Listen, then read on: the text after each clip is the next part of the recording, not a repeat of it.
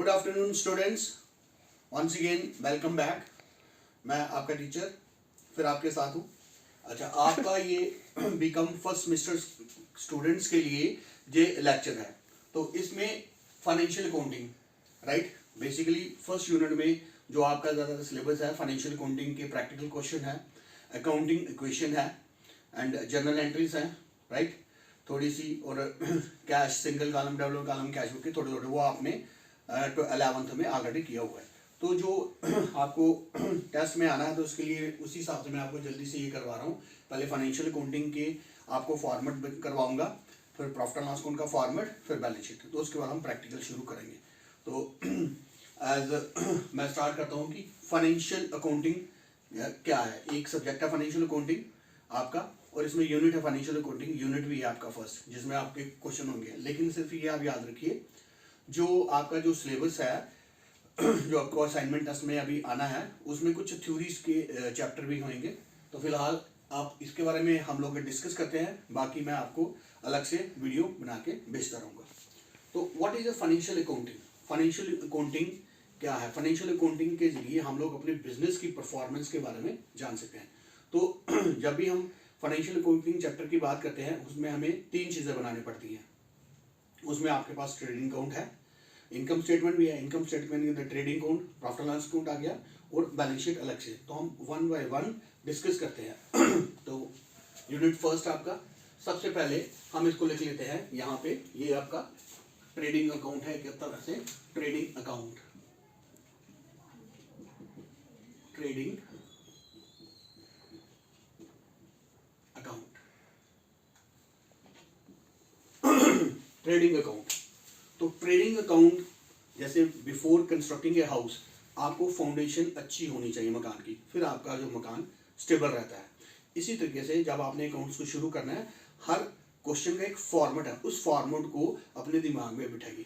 तो मैंने कुछ कोशिश की है। इसके अलावा आप बुक्स जरूर कंसल्ट करिएगा, जो आपको बुक्स प्रिस्क्राइब किए हैं उसको भी थोड़ा थ्योरी को पढ़ लीजिएगा।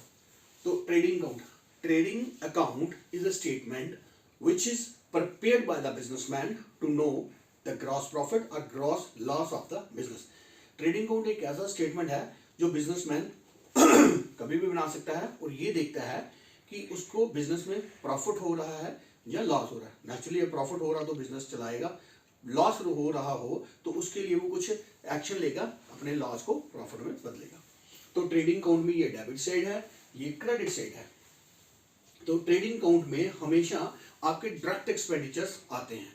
तो ट्रेडिंग अकाउंट में आपके डायरेक्ट एक्सपेंडिचर क्या है? डायरेक्ट एक्सपेंडिचर का मतलब वो खर्चे जो हमें खाली बना बनाया प्रोडक्ट हम लाते हैं, रेडीमेड प्रोडक्ट आके हम बेचते हैं। जैसे मैंने कुछ एग्जांपल लिखी हैं, जैसे डायरेक्ट एक्सपेंसिस में आप कहते हैं रेडीमेड प्रोडक्ट हम लोग दिल्ली से ला रहे हैं, जीन्स ला रहे हैं, शूज़ ला रहे हैं, वॉच ला रहे हैं, गॉगल्स ला रहे हैं, लेदर बेल्ट्स ला रहे हैं, पर्सेस ला रहे हैं, उनको आके हम जम्मू में सेल लगा के बेच देते हैं। ये हमारे डायरेक्ट एक्सपेंस है, इसमें हमारा कोई इनडायरेक्ट एक्सपेंडिचर इसमें हमारा ऐड नहीं होता। तो इसमें जब भी हम ट्रेडिंग अकाउंट करेंगे, 2 चीज़ों का याद रखिए। COGS, भाई COGS क्या है? Cost of goods sold. Cost of goods sold हम कैसे कैलकुलेट करते हैं? अगर आपको cost of goods sold calculate करना है, उस चीज़ में आपको क्या करना है? फॉर्मूला याद रखना है।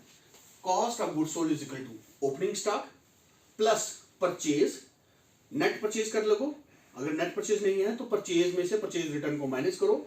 Opening stock plus purchase plus direct expenses minus purchase return and minus cell, तो आपके पास कॉस्ट ऑफ गुड्स सोल्ड निकल जाता है। तो ग्रॉस प्रॉफिट किसके बराबर है? सेल में से cost of goods sold less करिए, आपका ग्रॉस प्रॉफिट निकल जाएगा। अब हम कुछ आइटम्स देख लेते हैं।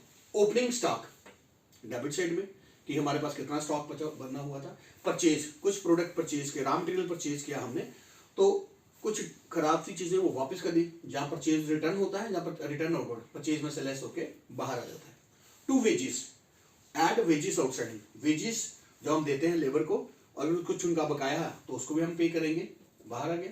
मोटिव पावर, जो बड़ी बड़ी स्टोर में हमारे वेयर हाउसेस में मशीनें चल रही हैं। Octroi excise import duty, carriage inward कर लीजिए या फ्रेट इनवर्ड आ जाए। Direct purchase, factory warehouse lighting, coal, gas and water, coolie, clearing charges, ये सारी चीजें। सेल में से सेल रिटर्न या रिटर्न इनवर्ड को माइनस करके लिखते हैं। Closing stock, money receive from insurance, अगर आपने अपने स्टोर में वेयर उसमें माल रखा हुआ है तो माल खराब हो गया, जल गया किसी कारण, तो आपने इंश्योरेंस करवाया है तो आपको इंश्योरेंस का पैसा मिल जाएगा, तो वो इस तरह आपका आ जाएगा। इसका टोटल करेंगे, क्रेडिट साइड का, डेबिट साइड के सारे डायरेक्ट एक्सपेंडिचर को माइनस करेंगे और जो बैलेंस बच देगा that will be gross profit. अगर डेबिट साइड के आइटम्स बड़ा, टोटल बड़ा है, तो क्रेडिट साइड को माइनस किया, you will get gross loss. सभी स्टूडेंट्स को जो आइटम्स हैं ये आपको दिमाग में होनी चाहिए, और आप लोगों ने 12th में ऑलरेडी ट्रेडिंग अकाउंट किया हुआ है विद एडजस्टमेंट, तो उसको भी थोड़ा फ्लैशबैक में जाके उसको रिवाइज कर लीजिए, ताकि ये आपको ट्रेडिंग अकाउंट का स्टेटमेंट पूरा आए। तो आपको अगर 3 नंबर में 2 नंबर में शॉर्ट क्वेश्चन आता है व्हाट इज ट्रेडिंग अकाउंट, आप बोल सकते हैं trading account is a statement which is prepared by the businessman to know gross profit or gross loss। अगर क्रेडिट साइड बड़ी है तो डेबिट साइड को माइनस करते हैं, ग्रॉस प्रॉफिट निकलता है।